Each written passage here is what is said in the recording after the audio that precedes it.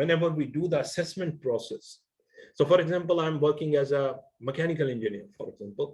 Now, how the assessment process works? So the assessment process works into the 3 levels. For example, first is my self-assessment. So I'm being given my job competency model, and I'm going to evaluate myself according to the different levels which have been there. Now, is my self-evaluation is objective? Answer is yes or no. I might be exaggerated on some of the aspects. So what needed to be done? So it required that there should be certain mechanism has to be applied, which is called a normalizing process. Then there should be a cross assessment has to be performed on my assessments, which is called a cross review. So might be normally that is my line manager who has to do that sort of cross assessment onto myself and to evaluate that whether which competencies I evaluated myself and what is the view of my line manager. The third thing is still there might be an area of conflict between myself and between my cross assessor. Then there is a point where we can bring the third assessor, which is called the validation. The third person who is independent, and that person actually has to evaluate it between my evaluation and between the evaluation by my line manager, as to identify what exactly is my competency gaps. So when the competency gaps have been there, so all of my individual IDPs, the individual development plan, so my development plan is being very surgical, is been very specific, is with the pinpoint accuracy what required for myself to be developed in that specific position. It is called IDP. So I quote an example. For example, when you talk about people when they go for a medical checkup for a blood report. So what the blood report talk about? So each person blood report is different from the other. It means it's very specific to myself, it's very specific to you. But that blood report give me the parameters. What is the required range?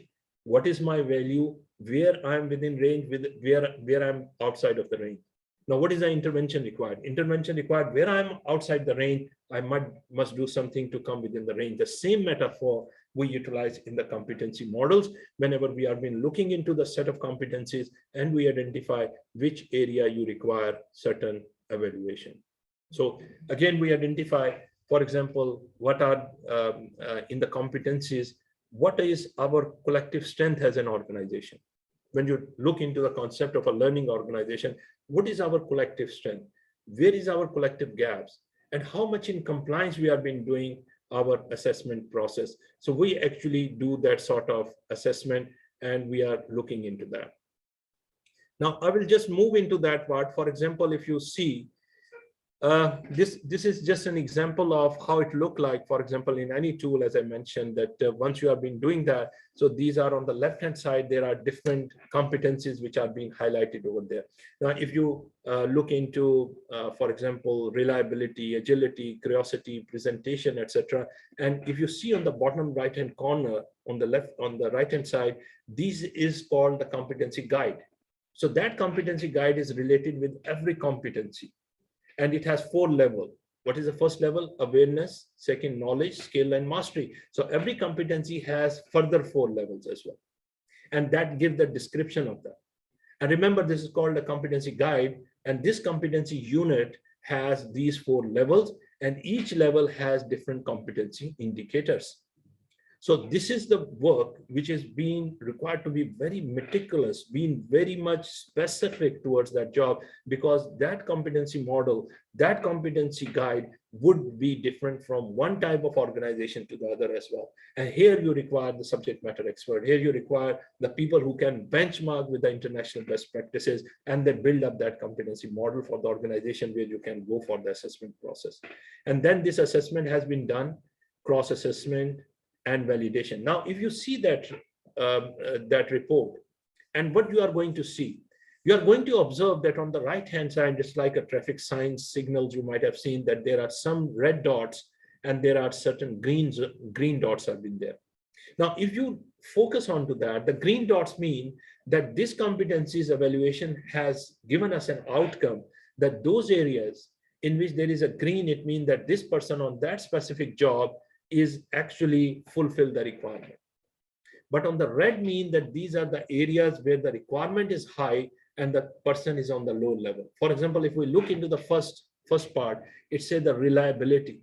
And if you see the track of it, the self-reviewer has said that I'm on the skill level, The cross-assessor said you are on the knowledge level, and the validation has been performed. It also identified you are on a knowledge level. So required level was, job level required was skill, and the person was evaluated as knowledge. So there is a gap. And that gap has been picked up by the system as a competency gap. Now, when you look into the list of these competencies, there might be 10, 20, 30 gaps over there. Are we supposed to start working on each of it? Absolutely not. How we are going to choose that?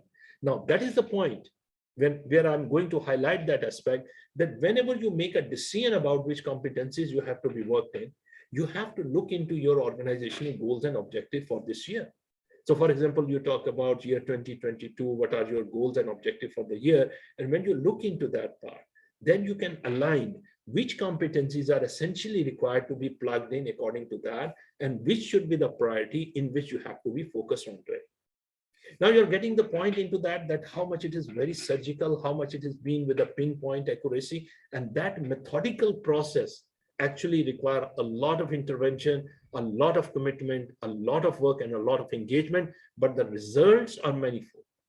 And that is a point. If I just see, if you are, for example, how you can see that. Now, this is just an example of that. For example, if your self-assessment or your cross-assessment has been done, now you can see the spider chart over there. And that spider chart talked about, if you see the solid line, all the periphery, these are the competencies.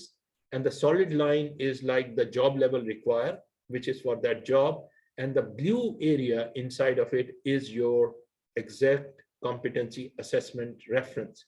So you might have seen that there are some areas in which still the white shade is there. It means that you are lacking, or someone else who is having that report is there that is lacking on that area but some of the areas where it has been exceeding those requirements. Now, the point is, if I'm doing a succession planning for some of the person, how much it is easy for myself? It's quite easy, because I can simply look into that spider chart, and I can identify that these 2 or 3 critical competencies which are required to be performed, and this person has not done that. So I can focus during my succession planning process that this person has to be worked upon to that competencies, and I can develop that competencies for the succession planning. Or if I'm being taking that role, and I can also focus on what learning interventions are being required for that person. So you might have seen that these are all the sample of that templates, which is can be generated from a tool around. But this is very interesting. For example, this is the data analytics, so which can be generated out of those competencies. If you can see, this is a dashboard. It can identify, for example, in your company, how many number of competency gaps you have been there, how many number of compliance percentage you have been existing right now, how many strengths you are possessing, how many people they are on the mastery level on certain competencies, how many people they are being on the skill level of that. So these are all been written over there. And in the right hand side, you can see that the gap analysis also identify that which area I'm having majority of my competency gaps. So for example, if I say on a leadership part, I have a competency gaps on the communication part. For example, I'm having a gap on the communication part. And I see across my organization, there are 30 people who need to be on certain communication level, but they are not, or they are having a team build, or they're having a critical thinking, or there is a gap on the, for example, some other leadership competencies. So I can group those people and can identify what learning intervention is required for them, and I can upgrade their level after doing certain sort of evaluation.